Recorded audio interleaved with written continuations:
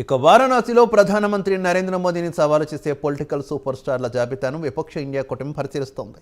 సీట్ల షేరింగ్ వ్యవహారంపై ఇండియా కూటమి మంగళవారం సమావేశమైన మరుసటి రోజే ఈ జాబితాపై కసరత్తు మొదలుపెట్టినట్టు తెలుస్తోంది.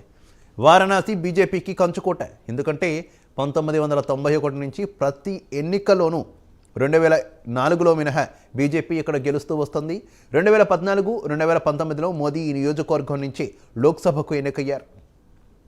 ఇక్కడి నుంచి 60% పైగా ఓట్లను మోదీ సొంతం చేసుకున్నారు.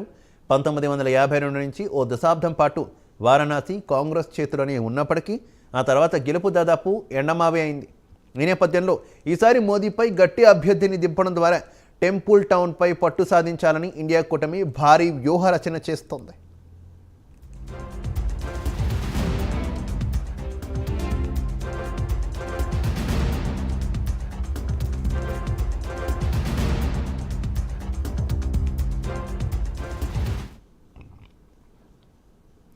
ఇక వారణాసి నుంచి మోదీపై ఎవరు పోటీలోకి దిగుతారనే విషయంలో 2 పేర్లు పరిశీలనలో ఉన్నట్టు చెబుతున్నారు.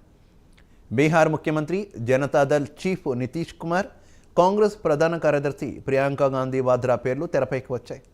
ఒకప్పుడు బీజేపీకి భాగస్వామిగా ఉన్న నితీష్ కుమార్ ప్రస్తుతం ఇండియా కూటమి వ్యవస్థాపక నేతల్లో ఒకరుగా ఉన్నారు. ఇక కూటమి ప్రధాన అభ్యర్థిగా ఆయన పేర్లు పలుమార్లు ప్రచారంలోకి వచ్చిన సందర్భాలు కూడా ఉన్నాయి. 2014 ఎన్నికలకు ముందు బీజేపీతో పొత్తు ఉన్నప్పుడు కూడా పీఎం అభ్యర్థిగా ఆయన పేరు వినిపించింది. కాగా ఎన్డీఏ కూటమి 4వ సమావేశానికి వారం రోజుల ముందు కూడా పీఎంగా నితీష్ను ఫోకస్ చేసే పోస్టర్లు పాట్నాలో వెలిశాయి. అయితే ఆ పోస్టర్లతో తమకు ఎలాంటి సంబంధం లేదని జేడీయూ ప్రకటించింది.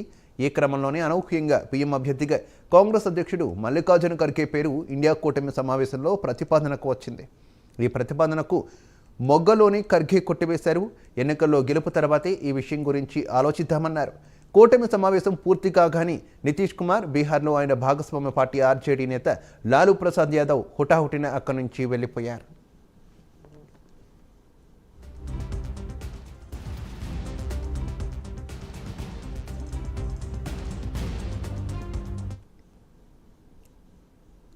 ఇక ప్రియాంక గాంధీ వాద్రా ఇంతవరకు ఎన్నికల్లో పోటీ చేయలేదు. 2019లో వారణాసి నుంచి ప్రధాని మోదీపై ఆమె పోటీ చేస్తారనే ప్రచారం జరిగినప్పటికీ అది కార్యరూపంలోకి రాలేదు. అజయ్ రాయ్ని తిరిగి కాంగ్రెస్ పార్టీ అక్కడ నిలబెట్టగా మోదీ కంటే 5 లక్షల ఓట్ల వెనుకబడి 3వ స్థానానికి మాత్రమే ఆయన పరిమితమయ్యారు. 4 ఏళ్ల క్రితం ప్రియాంక వాద్రా ఎన్నికల్లో పోటీకి సిద్ధంగా ఉన్నారని ప్రకటించారు. పార్టీ ఎప్పుడు నిర్ణయిస్తే అప్పుడు బరిలోకి దిగుతానన్నారు. వారణాసి నుంచి పోటీ చేస్తారా అని అడిగినప్పుడు వై నాట్ అని సమాధానమిచ్చారు. ఇక వారణాసి నుంచి వాద్రా నిలబడతారని ఏడాది మొదట్లో వినిపించినప్పుడు శివసేన ఎంపీ ప్రియాంక చతుర్వేది స్వాగతించారు. తన ఫ్రెండ్ వారణాసి నుంచి పోటీ చేస్తే తప్పనిసరిగా గెలుస్తారని ఆమె జోస్యం చెప్పారు.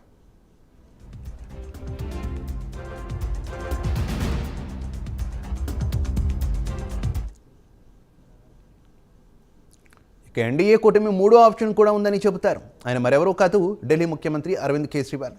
2014 ఎన్నికల్లో ప్రధాని మోదీపై వారణాసి నుంచి ఆయన పోటీ చేశారు.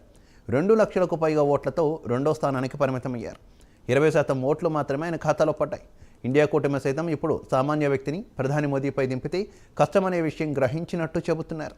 ఇటీవల మధ్యప్రదేశ్, రాజస్థాన్, ఛత్తీస్గఢ్ అసెంబ్లీ విజయానికి బీజేపీ చేసిన పటిష్ట వ్యూహ రచన దృష్ట్యా ఈసారి వారణాసి నుంచి కూటమి అభ్యర్థిగా స్టార్ కంటెండర్ బరిలోకి దింపాలని అనుకుంటోంది.